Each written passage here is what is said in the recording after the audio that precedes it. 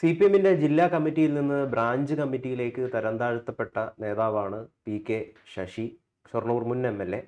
അദ്ദേഹം ഇപ്പോൾ KTDCയുടെ ചെയർമാൻ സ്ഥാനവും രാജിവെച്ചിരിക്കുകയാണ്. ഇപ്പോൾ UDF-ലേക്കാണ് പ്രവേശനം. വരും ദിവസങ്ങളിൽ അത് സംഭവിക്കും എന്ന് പ്രതീക്ഷിക്കാം. തീർച്ചയായിട്ടും അത് സംഭവിക്കാൻ തന്നെയാണ് സാധ്യത.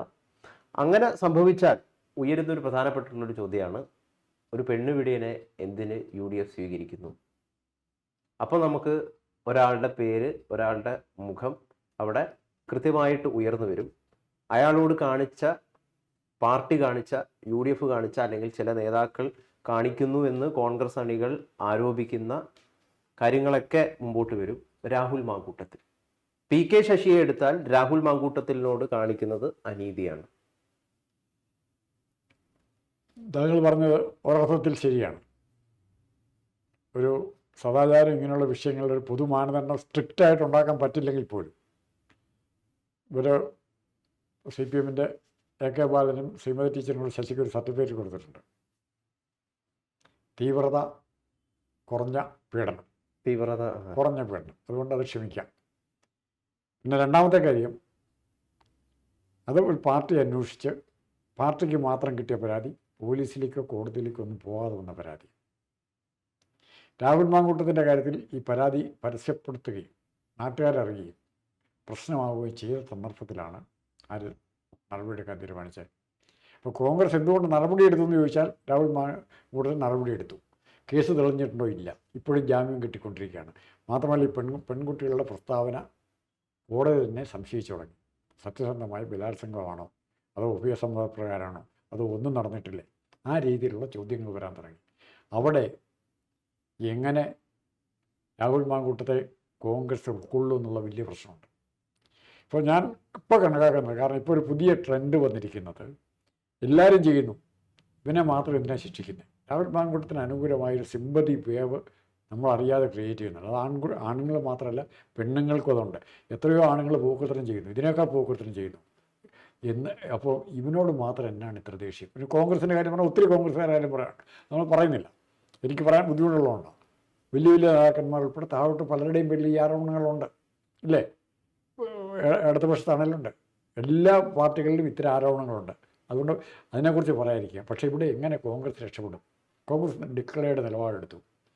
കേസ് തീരുന്നിടം വരെ, കേസ് വഴി അഗ്നിശക്തി വരുത്തണം വരെ രാഹുൽ മാങ്കൂട്ടത്തെ കോൺഗ്രസിലേക്ക് എടുക്കില്ല. ഒരു രാഷ്ട്രീയ പാർട്ടിക്ക്, ദേശീയ പാർട്ടിക്ക്, ഉത്തരവാദിത്തമുള്ളൊരു പാർട്ടിക്ക് എടുക്കാവുന്ന ഏറ്റവും ഉത്തമമായ തീരുമാനമാണ്. അക്കാര്യത്തിൽ നമ്മൾ സതീശന് 100% മാർക്ക് കൊടുക്കും. പക്ഷേ ഇവിടെ റിലേറ്റീവായിട്ട് എടുക്കുമ്പോൾ അപ്പുറത്ത് മാർക്സിസ്റ്റ് പാർട്ടിയുടെ 100 ചോദ്യം ചോദിക്കും. അവിടെ മുകേഷുണ്ട്, ഗണേശുണ്ട്, പി.കെ. ശശിയുണ്ട്, പി. ശശിയുണ്ട്, അങ്ങനെ ഒത്തിരി പേരുണ്ട്. ഇതിനെല്ലാം പരിഗണിക്കാതെ മാർക്സിസ്റ്റ് പാർട്ടിയുടെ തൃപ്തിപ്പെടുത്താൻ വേണ്ടി, അല്ല കേരള ജനം ഇതുപോലെ ഇൻഡിപെൻഡൻ്റ് ആയിട്ട് സ്റ്റാൻഡ് സതീശന് എടുക്കേണ്ട ആവശ്യമുണ്ടായിരുന്നു. അന്വേഷണം കഴിയട്ടെ എന്ന് മാറ്റി വെച്ചാൽ മാത്രം മതിയായിരുന്നു. തൽക്കാലത്തേക്ക് സസ്പെൻഡ് ചെയ്യായിരുന്നു, അത് മാത്രം മതിയായിരുന്നു. പക്ഷേ അങ്ങനെയല്ല ചെയ്തത്. ഇപ്പോൾ സതീശൻ വേറൊരു കാര്യത്തിൽ രാഹുലിന് അനുകൂലമായിട്ട് നിലപാടെടുത്തു. എന്താണെന്നറിയോ? രാഹുലിൻ്റെ നിയമസഭാംഗത്വം റദ്ദ് ചെയ്യണമെന്നുള്ള പ്രമേയം അസംബ്ലിയിൽ കൊണ്ടുവരാൻ CPM പ്ലാൻ ഇട്ടപ്പോൾ കാറ്റഗോറിക്കലായിട്ട് സതീശനൊരു കാര്യം പറഞ്ഞു. എന്താ പറഞ്ഞു? ആ കളിക്ക് ഞങ്ങൾ കൂട്ടു നിൽക്കുകയില്ല, അത് നിയമവിരുദ്ധമാണ്, അത് തീരുമാനിക്കാനുള്ള അവകാശം നിയമസഭയ്ക്കില്ല, കോടതി വഴി വരണം, കോടതി ശിക്ഷിക്കപ്പെട്ടാൽ ഓക്കെ, വെല്ലാൻ ഗുഡ്സ് എന്ന നിലപാടാണ് കോൺഗ്രസ് എടുത്തത്. അതുപോലെ ഇവിടെ കോടതി കണ്ടെത്തി. എന്താ കണ്ടെത്തിയത്? ബലാത്സംഗം ചെയ്തിട്ടില്ല. ഈ ബലാത്സംഗം ചെയ്തിട്ടില്ല. ബാക്കി പിന്നെ കേസുകൾ, ഇനി അടുത്ത 3ാമതൊരു കേസ് വന്നിട്ടില്ലേ? ഒരു കേസ് കൂടെ വന്നിട്ടുണ്ട്. പിന്നെ ഏതെങ്കിലും കേസുകൾ സതീശന് വ്യക്തിപരമായി കൺവിൻസ്ഡ് ആയിട്ടുള്ള കേസുകൾ ചിലപ്പോൾ ഉണ്ടാവും, നമ്മളോട് പറയണമെന്നില്ല. അത് അയാൾ പറഞ്ഞ എൻ്റെ നിലപാടുകൾ എൻ്റെ ബോധ്യത്തിൻ്റെ, എൻ്റെ ഉറപ്പിൻ്റെ ബലത്തിലാണ് ഞാനെടുക്കുന്ന നിലപാടുകൾ, എൻ്റെ ബോധ്യപ്പെടലിൻ്റെ ബലത്തിലാണ്. ആ ബോധ്യപ്പെടൽ ഞാൻ സതീശൻ ആരോടും പറഞ്ഞിട്ടില്ല, പറയേണ്ട ആവശ്യമില്ല. CPM-ൻ്റെ പാർട്ടി കമ്മിറ്റി കിട്ടിയ ഇവരുടെ അന്വേഷണ റിപ്പോർട്ടോ മറ്റ് ഇതുപോലത്തെ കിട്ടിയ പി. ശശിക്കെതിരായിട്ടോ കിട്ടിയ പരാതികൾ ആർക്കെങ്കിലും പുറത്തു വിട്ടിട്ടുണ്ടോ? ആരെങ്കിലും അറിയിച്ചിട്ടുണ്ടോ? അതുപോലെ വി.ഡി. സതീശന് കിട്ടിയിരിക്കുന്ന ഒരു ഇൻഫർമേഷൻ അതെന്താണെങ്കിലും ശരിയോ തെറ്റോന്നൊന്നും ഇപ്പം നമുക്കറിയത്തില്ല, അതിൽ അയാൾ വിശ്വസിക്കുന്നു. ഞാൻ വിചാരിക്കുന്നത് അങ്ങനെയാണ്. അതുകൊണ്ടാണ് ഈ കാര്യത്തിൽ ഇത്രയും സ്ട്രോങ് നിലപാട് ആരെടുക്കുന്നത് ഇത്. അപ്പോൾ രാഹുൽ മാങ്കൂട്ടത്തിനെ കൊടുക്കിയത്, അല്ലെങ്കിൽ രാഹുൽ മാങ്കൂട്ടത്തിനെ ഒരു കോൺഗ്രസ് ഇട്ടുകൊടുത്തൊരു ഇരയാണ്, തങ്ങളുടെ പ്രതിച്ഛായ വർദ്ധിപ്പിക്കാനായിട്ട് ഇട്ടുകൊടുത്തൊരു ഇരയാണ് രാഹുൽ മാങ്കൂട്ടത്തിൽ എന്ന് പറഞ്ഞു കഴിഞ്ഞാൽ ശരിയല്ലേ? അതുകൊണ്ട് കോൺഗ്രസിന് നഷ്ടമല്ലാതെ വേറെ ലാഭം വല്ലതും ഉണ്ടോ? അല്ല, അതായത് ഇങ്ങനെ ഒരാളെ കൃത്യമായിട്ടൊരു നടപടി ഒരു പ്രശ്നം വന്നപ്പോൾ അയാൾക്കെതിരെ പാർട്ടി അച്ചടക്ക ലംഘനത്തിനായിട്ടുള്ള വിവിധ കാര്യങ്ങൾ ചെയ്യുന്നു, സസ്പെൻഡ് ചെയ്യുന്നു, പ്രാഥമിക അംഗത്വത്തിൽ നിന്ന്, അതോടൊപ്പം തന്നെ അധ്യക്ഷ സ്ഥാനം എടുത്തു കളയാൻ ആവശ്യപ്പെടുന്നു, അയാളുമായിട്ട് പല നേതാക്കളും അകൽച്ച കാണിക്കുന്നു. അപ്പോൾ ഇങ്ങനെ ഏറ്റവും സ്വാധീനമുള്ള, ഏറ്റവും ആളുകൾക്കിടയിൽ ജനകീയനായിട്ടുള്ള ഒരു യുവ നേതാവിനെ പോലും തെറ്റ് കണ്ടു കഴിഞ്ഞാൽ അയാളെ കൂടെ നിർത്താൻ തയ്യാറാവില്ല എന്ന് പറയുന്നത് ഒരു വലിയ സന്ദേശമാണ്. അതിലൂടെ ഉയർന്നു കിട്ടുന്ന ഒരു വലിയ പ്രതിച്ഛായയുണ്ട്.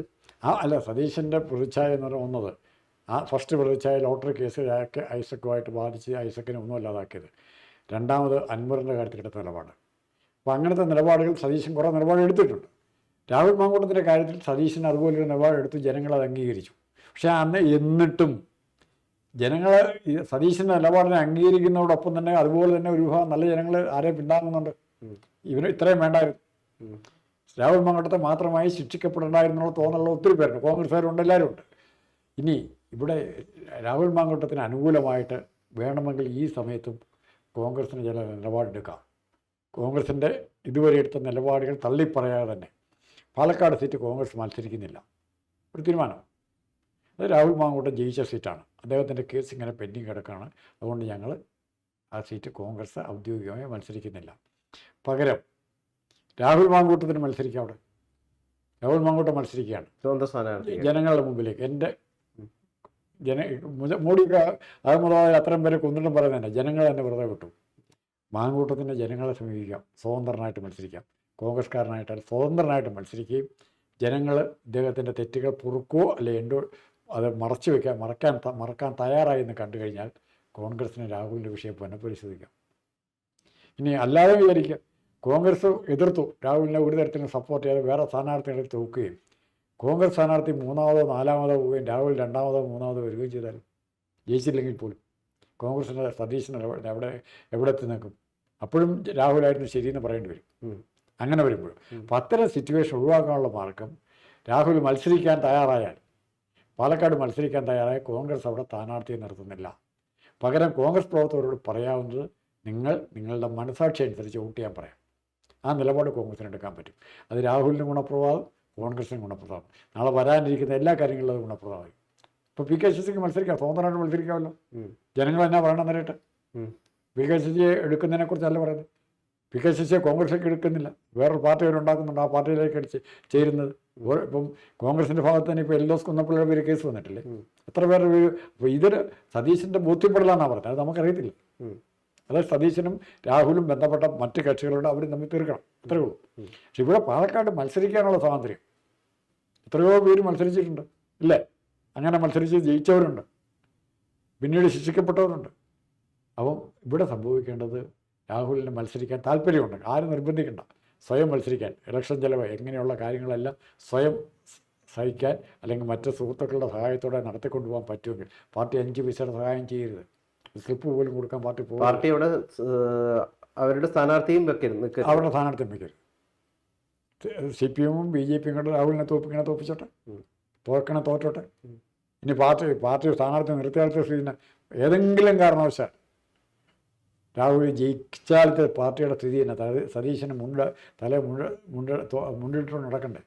അപ്പോൾ അത്തരം സിറ്റുവേഷനെല്ലാം ഒഴിവാക്കി ഒരു കാം ആൻഡ് ക്വയറ്റ് അറ്റ്മോസ്ഫിയർ ഉണ്ടാക്കാൻ, നീതിബോധമുള്ള അറ്റ്മോസ്ഫിയർ ഉണ്ടാക്കാൻ പറ്റുന്ന ഏറ്റവും നല്ല മാർഗം ഇതാണെന്ന് ഞാൻ വിശ്വസിക്കുന്നു.